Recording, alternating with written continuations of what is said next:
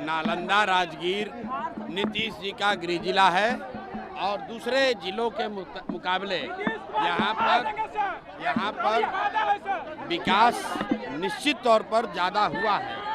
सड़क बिजली की स्थिति दूसरे जिलों के मुकाबले नालंदा में बेहतर है, लेकिन शिक्षा, रोजगार और भ्रष्टाचार ये जो बिहार की मूल समस्या है, शिक्षा की स्थिति नालंदा में भी उतनी ही बुरी है जितनी दूसरे जिलों में है।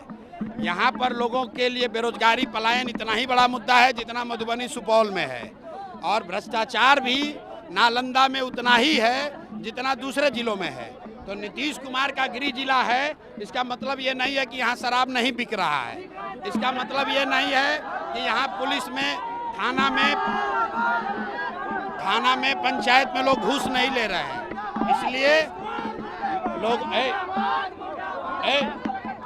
इसलिए लोगों ने ये तय किया है और नीतीश कुमार को 20 वर्ष अवसर मिला है, उनसे जो बन पड़ा वो किए। अब जो नीतीश कुमार हैं वो शारीरिक मानसिक तौर पर थके हुए नीतीश कुमार हैं। अब नालंदा की जनता को दिख रहा है कि अगर इसके आगे की तरक्की चाहिए तो आपको जन सुराज चाहिए, नई व्यवस्था चाहिए, वो व्यवस्था चाहिए जिसमें सड़क बिजली से आगे लोगों के बच्चों के पढ़ाई और रोजगार की गारंटी हो। इसलिए लोगों को जन सुराज चाहिए।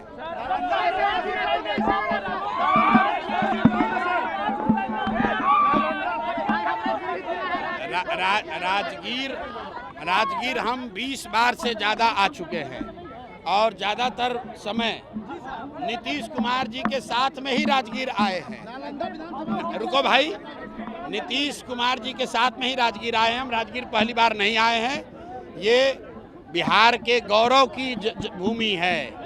बिहार का जब सबसे गौरवशाली इतिहास था तब नालंदा की बात होती थी।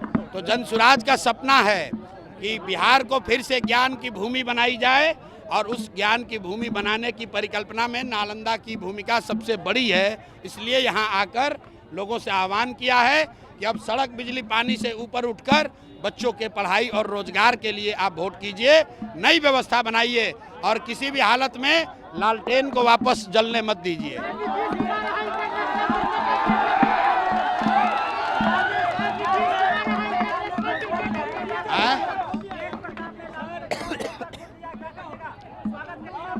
भाई ऐसा है, मैं हमेशा कहता हूँ लोगों के प्राइवेट जिंदगी में, उनके परिवार में क्या हो रहा है ये मेरा विषय नहीं है।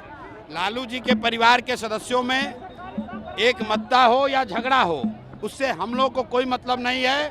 बिहार के बच्चों के लिए पढ़ाई कैसे हो ये मुद्दा है, यहाँ रोजगार कैसे हो ये मुद्दा है, पलायन बंद कैसे हो ये मुद्दा है, बाढ़ की समस्या कैसे खत्म हो ये मुद्दा है।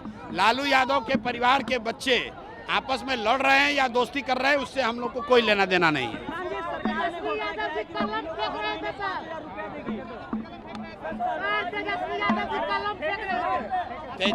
तेजस्वी यादव कलम फेंक रहे थे तो ये दिखाता है कि इनका चरित्र क्या है। मैं हमेशा कहता हूं कि शेर बूढ़ा भी हो जाएगा तो वो घास नहीं खाएगा, मांस ही खाएगा। तो ये राजद का जो कैरेक्टर है, ये कट्टा वाला पार्टी है, ये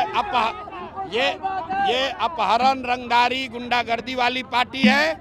हम लोग बिहार के बच्चे, युवा पेपर को, कलम को हम लोग सरस्वती मानते हैं, उसकी पूजा करते हैं। ये आदमी खड़ा होकर माँ सरस्वती का स्वरूप कलम को फेंक रहा है हवा में। इस बार जनता इनको सबक सिखाएगी। इसीलिए 9वां फेल है और आगे कभी 10वां बन नहीं पाएंगे।